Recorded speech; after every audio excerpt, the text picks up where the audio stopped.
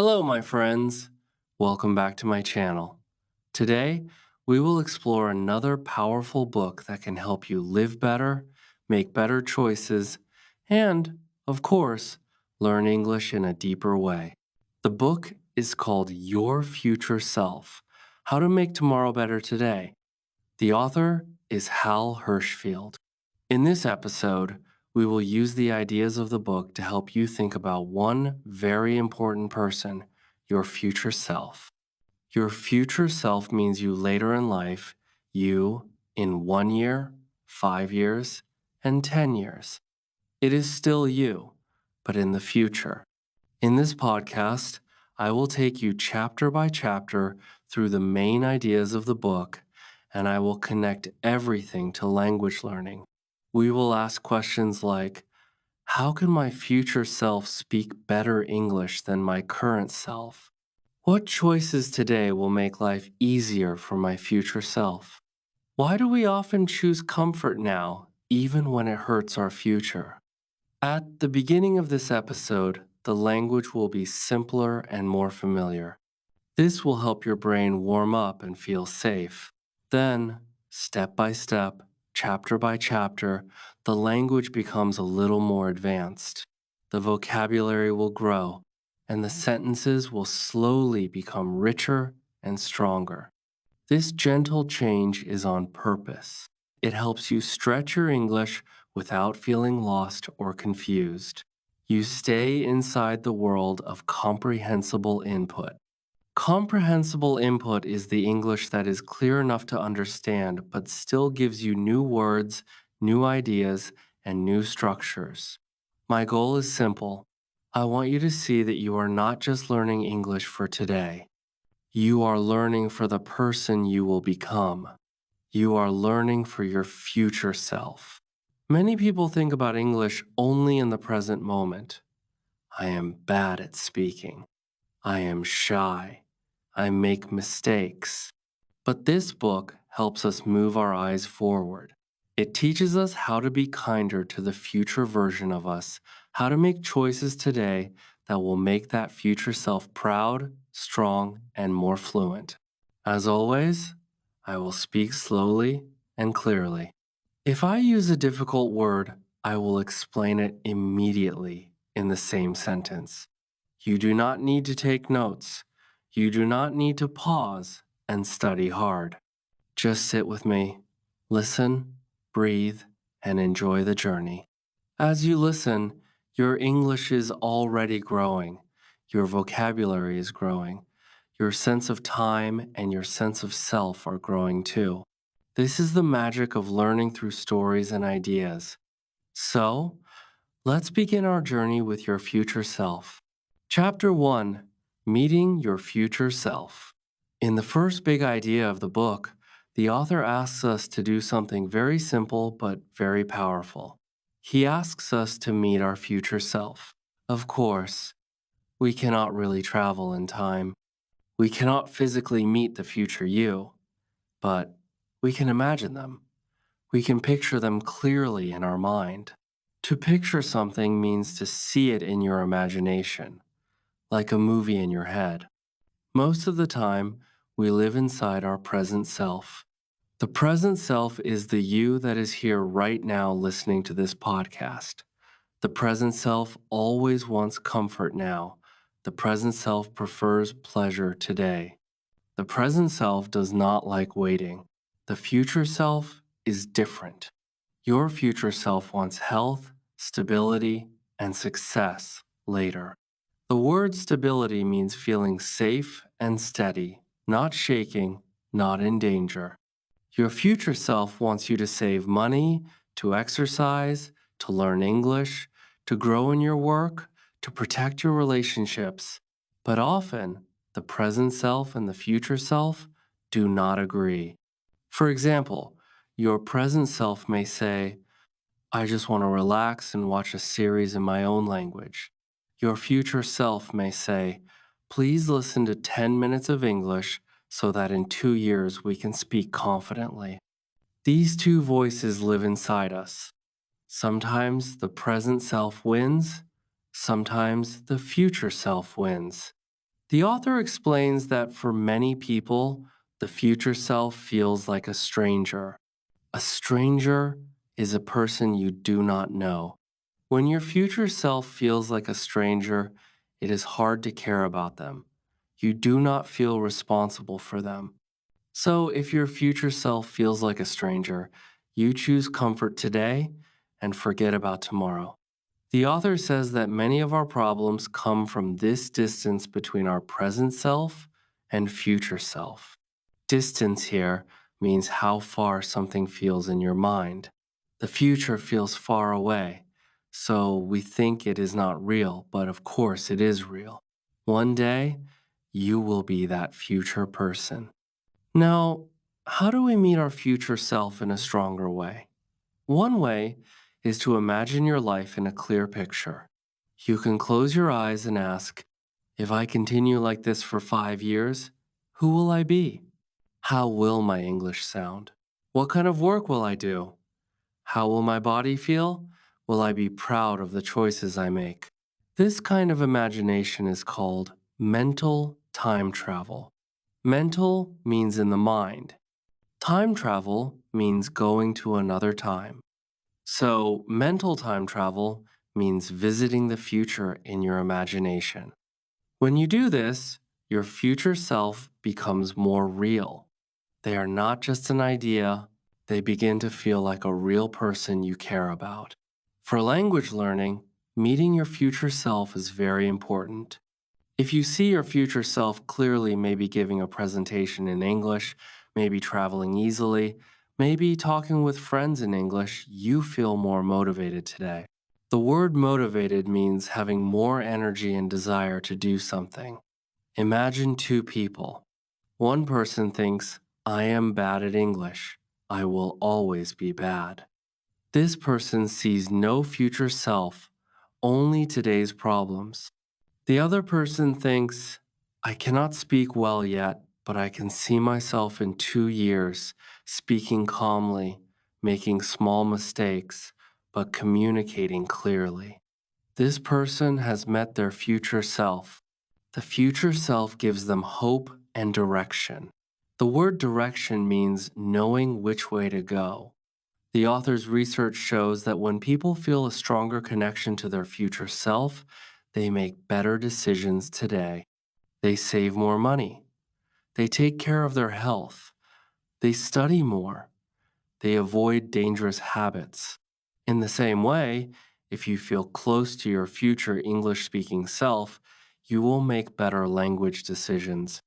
You will listen a little more, you will read a little more, you will practice a little more. So, the first chapter of our journey is simple. Do not ignore your future self. They are not a stranger. They are you. They will live inside the results of your choices.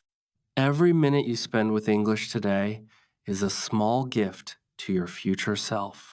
In the next chapter, the author explains something very interesting.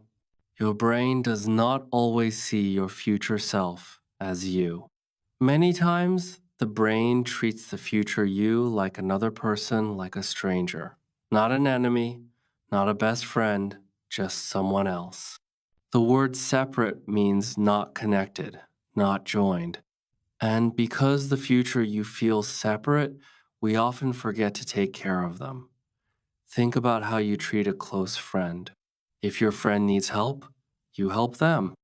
If they need advice, you listen. If they feel sad, you support them. But strangely, many of us do not treat our future self with the same kindness. We forget that the future us has feelings, needs, dreams, and worries. The author says that when your future self feels more real, you make better choices today. If you can imagine your future self clearly like a real person with a real life, you start to care more. You start to think ahead.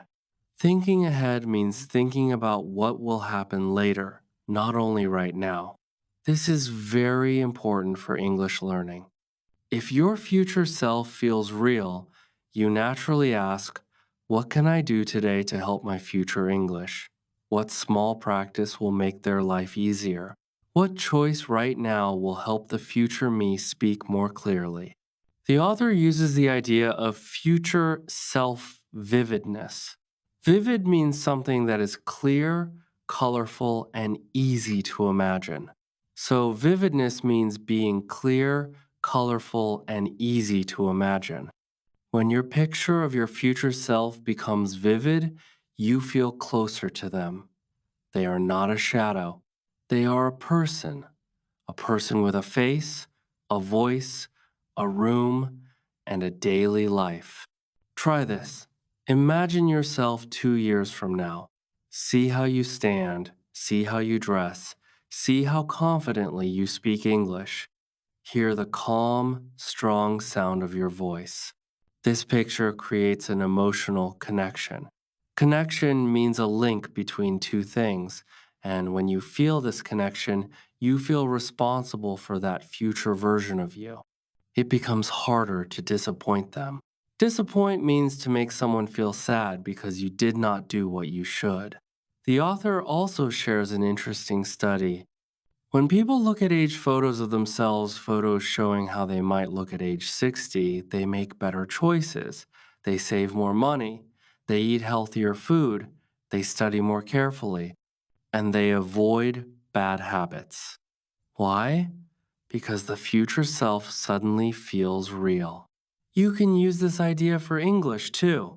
Imagine your future self using English in real life, maybe at work, maybe when traveling, maybe helping someone. What does their face look like when they speak clearly? How proud do you feel? This picture gives you motivation that is much stronger than a grammar rule. So, the message of this chapter is soft and clear. Make your future self feel real. See them, feel them, understand them. When your future self becomes real in your mind, your choices today become wiser and kinder, and your English grows naturally because now you know exactly who you are learning for. The future you, the one who is waiting. Okay, my friends, now the author introduces the idea of the long game. The phrase the long game means thinking far into the future, not just today or tomorrow. It means making decisions with a long timeline. A timeline is the line of time stretching from now into the future. Most people play the short game. They choose what feels good now, even if it hurts their future. But the long game is different. Here you ask, what will my life look like in 10 years if I make this choice repeatedly? What skills will I have if I practice a little every day? What kind of person will I become if I stay consistent? For English learning, the long game is everything. Fluency does not come from one big effort. It comes from small daily habits that compound over months and years. The word compound means to increase slowly by adding small pieces again and again, like interest growing in a bank account. The author says that the long game needs patience. Patience is the ability to wait calmly without frustration. Many language learners lack patience. They want fast results. They want to speak fluently in a few weeks. When this does not happen, they feel disappointed and give up. But the long game teaches us a more realistic truth. Small progress is still progress. 1 minute of listening is progress.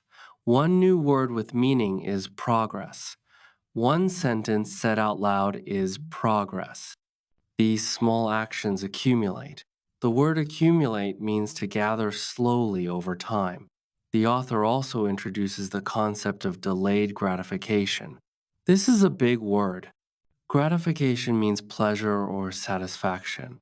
Delayed gratification means waiting for a bigger reward later instead of taking a smaller reward now. For example, your present self wants to relax and do nothing, but your future self wants you to practice English for 5 minutes. When you practice, you delay gratification. You choose the future reward over the present moment. English learners who understand the long game do not panic when they forget a word. They do not feel hopeless when progress is slow. They know that fluency is a long journey, so they keep going. Thinking long term also helps with emotional stability. When you see the big picture, small mistakes stop hurting you. If you misunderstand something today, it does not harm your long game. If you skip one day, it does not destroy your future self. The long game is flexible and wide. It gives you space to breathe. Okay, my friends, now we enter chapter 5 of your future self. So far, I have talked about how the today you and the future you sometimes feel like two different people. In this chapter, we learn how to connect them so they feel closer and more united. The author explains that many people feel a big distance between who they are now and who they want to be later. This distance is not about the body, it is about the mind. It is about how we think and how we feel. When this distance feels big, we lose motivation. We tell ourselves, the future is far away. It does not matter what I do today. But this is not true. Everything you do today shapes the life your future self will live. To help us fix this problem, the author talks about an idea called future self continuity. The word continuity means a smooth, connected line, something that does not break. Future self continuity means feeling that the you today and the you tomorrow are the same person on one long journey. When this feeling is strong, your choices today help your future. When this is weak, you choose easy comfort now and ignore tomorrow. So, how do we make this connection stronger? One simple way is visualization. Visualization means using your imagination, using your thoughts to see clear pictures in your mind. Imagine your future self in a real situation at work, in a meeting, on a trip, or speaking English with confidence. When you imagine this clearly, your brain starts treating that future self like a real person who needs your help. Imagine this moment. You see your future self sitting in a room with people from different countries. Someone asks a question. Your future self answers calmly with clear English. They smile because they understand every word. Your future self feels proud and confident. When you imagine this clearly, you feel closer to that future version of you. And when you feel close to them, you naturally want to help them. Another simple way to build this connection is through small actions. Just think of small actions that show care. For example, listening to 2 minutes of English today is like saying to your future self, I am helping you. Reading one short paragraph is like sending a message to your future self. I'm building something better for you. These small actions matter. They are important. They create micro progress. Micro means very small. Micro progress means tiny steps that slowly bring the present you and the future you closer together. Many learners think progress must be big and dramatic, but tiny steps are often better because they are easy to continue and they do not create stress. For example, repeating one English sentence every day for a month will help your memory more than studying grammar for 1 hour and then stopping. Smaller steps add up. So, the author says that the strongest connection between the present and future you is built with three simple things: imagination, kindness, and repeatable actions. Let's talk about kindness. This is also called compassion. It means being gentle. It means being gentle with your future self. Imagine your future self at the end of a long day. Your future self is tired. They need English to communicate. When you practice for even 1 minute today, you are helping them. You are giving them strength. Imagine your future self. Your future self needs English to communicate. When you practice for even 1 minute today, you are helping your future self. You are giving them strength. So, the message of this chapter is simple and soft. Your future self is not far away. You can reach them through imagination. You can reach them through tiny steps and small daily acts of care. Every minute you spend with English today is a gift to the person you will soon become. Okay, my friends, now we have reached the end of our long journey through your future self. In this episode, the language began simpler and became more complex, just like your own journey. At first, things felt softer and easier. Then the vocabulary grew, the ideas expanded. Thank you so much for staying with me through this long, thoughtful journey. Thank you for listening slowly and with an open heart. Thank you for choosing to grow. I'm proud of you, truly proud. Keep listening and keep practicing. Your future self is smiling because of you. Bye for now,